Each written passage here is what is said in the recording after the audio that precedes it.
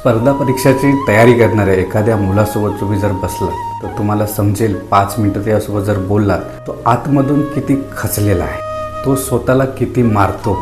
त्या एका पेपरची तयारी करण्यासाठी तो स्वतःचे फोटो काढणे, कुठे बाहेर फिरायला जाणे, चांगले कपडे घालणे हे तर त्याला आता आठवतच नाही आहे. ह्या विचाराने की कधीतरी तो दिवस येईल ज्या दिवशी मी सिलेक्ट होईल, नोकरी लागेल, तेव्हा मी माझ्या मित्रांसोबत फिरायला जाईल, त्यांच्यासोबत चक्कर मारेल.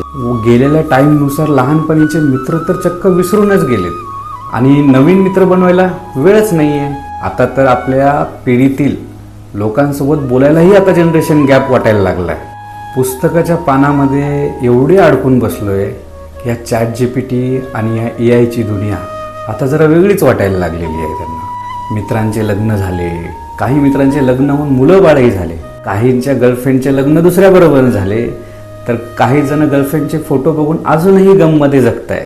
मित्रांसोबत असताना सतत बडबड करणारा तो मुलगा आज कुठेतरी दिवस शांत बसलेला असतो. आईचा फोन नाही आला तर असं वाटतं की तो तोंड फक्त जेवणासाठीच उघडतोय.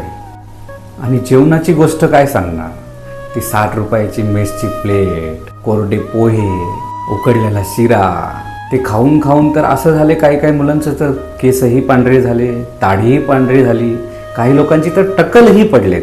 त्या लायब्ररीमधली खुर्ची, त्यावर बसून बसून कमरेची हाडे एकदम किरकोळ झाले.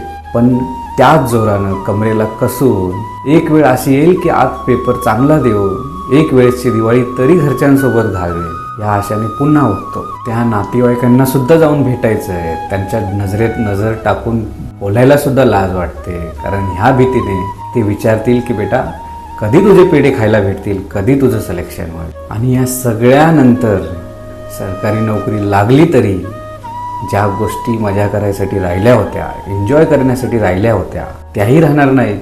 आणि काही गोष्टींची मजा करायची जर असेल तर ते लोक राहणार नाहीत ज्यांच्यासोबत ती मजा करायची होती.